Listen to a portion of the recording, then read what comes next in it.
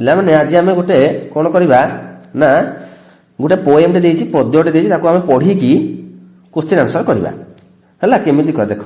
ଛାୟାଲୋକ ବ୍ୟାଘ୍ର ଛାଲ ତୃଣ ଲୋମମୟ ଆସନେ ବସିଲି ଦିନେ ଗମ୍ଭୀର ହୃଦୟ ତରୁ ମମ ଶିକ୍ଷାଗୁରୁ ସ୍ନିଗ୍ଧ ଛାୟା ଦାନେ ବିଶ୍ୱସେବା ଭାବ ସୁଦ୍ଧା ଢାଲି ଦେଲା ପ୍ରାଣେ ଶାଖା ଗର୍ଭପତ୍ର ନବସୃଜନର ବାଣୀ ଶୁଣାଇଲା ଶାନ୍ତମନେ ସୃଷ୍ଟି ଚିନ୍ତା ଆଣି ଫୁଲ ବାସେ ଭରି ପ୍ରାଣ ମୃଦୁଳ ଅନିଳେ ଚିନ୍ତା ଆଇଲା ମହାତ୍ମାର ବିଶ୍ୱପ୍ରେମ ନିରେ ସଂସାରର ପ୍ରେମ କିସ ଫୁଲ ଆଉ ଅଳି ଭାବେ ଦେଖାଇଲା ତରୁ ଦୋହଲି ଦୋହଲି ବାୟୁ ଶ୍ୱାସେ ପିତପତ୍ର ଝରେ ରାଶି ରାଶି ବୋଲେ ତରୁ ଦେଖ ମୃତ୍ୟୁ ସର୍ବଜୀବ ନାଶି କେଣେ କର୍ତ୍ତା ଦେଖାଇଲା ଊର୍ଦ୍ଧ୍ୱେ କି ଇଙ୍ଗିତେ ତରୁ ମଧ୍ୟ ସାରା ବିଶ୍ୱ ଦେଖିଲି ଚକିତେ।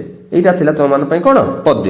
ତ ଏବେ ଆମେ ୟାକୁ ଦେଖିକି କେମିତି କରିବା ଦେଖ। କବି କାହା ଉପରେ ବସିଥିଲେ ନା କବି ଦେଖ ପଥର ଘାସ ଗଛ ବାଘଛାଲ ନା ଆମର ସେ କାହା ଉପରେ ବସିଥିଲେ ତୃଣ ଲୋମମୟ ତୃଣ କହିଲେ କଣ ଆସନେ ବସିଲେ ଦିନେ ଗମ୍ଭୀର ହୃଦୟ ତ ଘାସ ହେଲା ବି ହବ ଆମର କରେକ୍ଟ ଆନ୍ସର। ଗଛ କବିଙ୍କୁ ବିଶ୍ୱ ସେବା କରିବାର ଶିକ୍ଷା କିପରି ଦେଲା ଛାୟାଦାନ କରି ଆସନ ପ୍ରଦାନ କରି ଫୁଲ ଫଳ ଦେଇ ଅମ୍ଳଜାନ ଦେଇ ନା ଗଛ କବିକୁ କଣ ଦେଇଥିଲା ଦେଖ ଛାୟାଦାନ ତ ଛାୟାଦାନ କରି ଏ ତିନିଟା ହବ ନାହିଁ। ନେକ୍ସଟ ଯିବା 43 ନମ୍ବର। ବୃକ୍ଷ କାହା ମାଧ୍ୟମରେ ନବସୃଜନର ବାର୍ତ୍ତା ଦେଇଛି ଫୁଲ ଫଳ ଗର୍ଭପତ୍ର ଶାଖା ପ୍ରଶାଖା ନା କାହା ମାଧ୍ୟମରେ ସେ ନବସୃଜନର ବାର୍ତ୍ତା ଦେଇଛି ନା ଦେଖ এই ଶାଖା ଗର୍ଭପତ୍ର ଏଇଟା ହଉଛି ଆମର କରେକ୍ଟ ଆନ୍ସର ସି ଗର୍ଭପତ୍ର।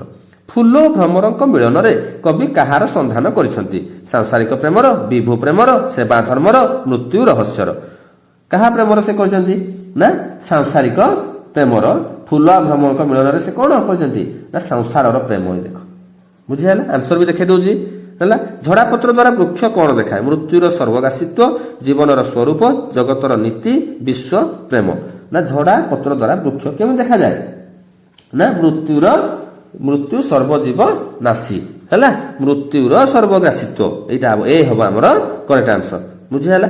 ତ ଆମେ ଆଜି ଗୋଟେ ପଦ୍ୟ ପଢିକି ତାର କଣ କଲେ କ୍ୱେଶ୍ଚିନ୍ ଆନ୍ସର ଡିସ୍କସନ କଲେ।